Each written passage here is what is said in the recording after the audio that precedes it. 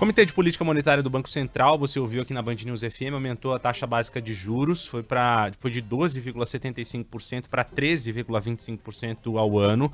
Foi a 11ª alta seguida, chegando ao maior patamar desde 2016. Essa decisão de subir a Selic aconteceu depois do Federal Reserve, o Banco Central americano, também subiu os juros lá nos Estados Unidos, né? Foi um aumento de 0,75 ponto percentual, maior aumento desde 1994, e até agora, em 2022, pelo menos 45 países aumentaram as taxas de juros. Para entender mais desse movimento, a gente conversa aqui na Band News FM com Máximo Della Justina, professor de Economia Internacional da PUC do Paraná, a quem agradeço a gentileza de atender os ouvintes da Band News FM, para explicar, professor, por que a gente tem observado esse aumento em tantos países. Bem-vindo. Boa tarde. Bom, em primeiro lugar, vamos lembrar que a economia é um fluxo de produtos e de serviços na esfera do país, mas também internacional. E para isso, temos que lembrar o que aconteceu nos últimos 30 anos, né?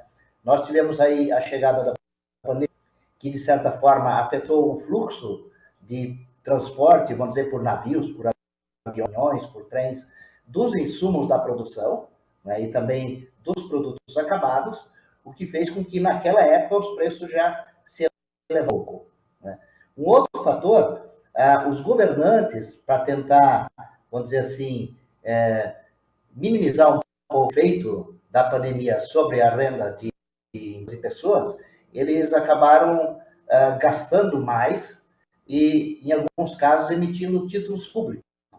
E sempre que o governante ou um banco central ele financia uma dívida, um gasto governamental com moeda, a história econômica tem demonstrado que lá na frente a gente pode colher um pouco de inflação.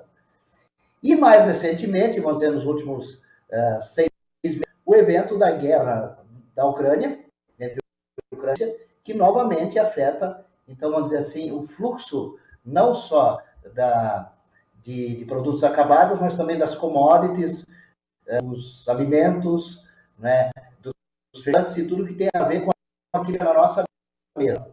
Considerando isso, então o mundo inteiro, nesses últimos 30 anos, ele foi afetado por esses 3 grandes fatores dos quais a gente está tendo uma dificuldade para entender o senhor, professor. A gente vai tentar resolver essa questão técnica, talvez fazer uma ligação telefônica em vez do áudio e do vídeo. Quem está acompanhando a gente pela live até consegue enxergar o senhor, mas para compreender está um pouquinho difícil, né? O senhor estava falando da situação complicada que a gente teve no começo com a pandemia, né? Afetando os preços, afetando os mercados no mundo todo, e agora a questão da guerra na Ucrânia, o conflito no leste europeu, né? A Rússia investindo contra a Ucrânia, isso também prejudicando bastante a economia mundial, as exportações, e isso, claro, afeta as economias locais, os mercados locais, domésticos, e por isso a gente vê movimentos como esse. Eu queria, inclusive, perguntar para o senhor sobre um possível fim a esse impasse no leste europeu. Em quanto tempo, se é possível dizer, a gente consegue sentir esses reflexos? Porque ainda que amanhã Rússia e Ucrânia sentem numa mesa e façam um acordo, esse reflexo na economia não será instantâneo, né? A gente estava até vendo aqui dados sobre esse aumento da taxa de juros que a gente teve aí no mundo todo. Na Rússia, esse aumento foi de 10,5% na taxa. Na Ucrânia, 15%. São números assustadores, né? Vamos ver se agora a gente consegue ouvir melhor o senhor. Está bem. Aqui nós temos, então, que trazer a geopolítica ligada à economia internacional. Né? E, em termos de geopolítica, a gente, no mundo todo, os governantes gastam mais de 2 trilhões de dólares por ano em novos armamentos, o que quer dizer que cada país, e alguns gigantes se destacam, eles combinam, vamos dizer, o seu comércio internacional, junto também com o exercício de geopolítica, de influência, de jogos de poder e com aparatos militares. Né? Então, na eventualidade em que um país ele se deflagra com uma guerra com outro país, nós temos que ter, como você bem colocou, daqui para frente um prazo de 5 a 10 anos, né? Porque, na verdade, o conflito ele é deflagrado por uma estrutura internacional econômica, de relações internacionais, de geopolítica e de poder militar. Né? Se ele é causado por isso, Quando o conflito acontece, existe o que a gente chama o acerto das placas tectônicas, né, que a economia do mundo, as relações de poder, as relações econômicas, elas não serão as mesmas. Né? Então, assim, fica difícil falar em questão de tempo, fica mais fácil falar, vamos dizer assim, dos reflexos estruturais da guerra. Né? E nesse aspecto, vamos dizer, esse trâmite internacional não só de transporte, mas também de pagamentos, ele acaba ficando afetado. Esse movimento global traz de volta uma palavra que é bastante assustadora, que é recessão, né? Que medidas econômicas ainda os governos, as economias têm na manga para a gente evitar esse cenário?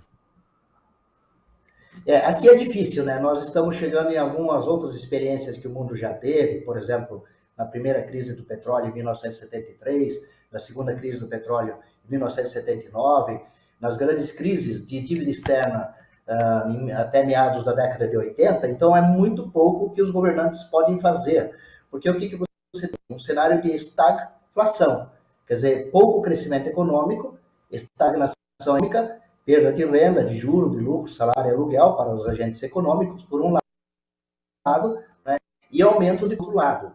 O que se recomenda é tomar medidas, vamos dizer, que sejam imediatistas e que não sejam politizadas ou partidarizadas, vamos dizer assim, no sentido manipuladas políticos, né? E nesse aspecto é dramático afirmar, mas é uma questão de saber quem vai ganhar e quem vai perder, mas é um cenário de muito sacrifício, porque nós temos que ser realistas que até julho do ano que vem, ou talvez até dezembro do próximo ano, que conviver com esse cenário de estagnação econômica por um lado e inflação por outro.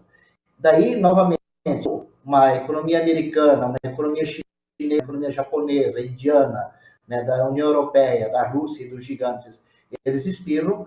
Algumas outras economias pegam resfriados, que dizem economia, e alguns morrem de tuberculose. Né? Então é um cenário assim que ele é um pouco dramático, mas temos que ser realistas e não compete a governantes querer interferir em preços ou gastar exageradamente a mais ou querer socorrer empresas, porque daí você estaria no cenário e de qualquer forma você ajuda uma meia dúzia, mas a maioria continua prejudicada. Então é um cenário realista, um cenário que já é conhecido, estamos que estar preparados.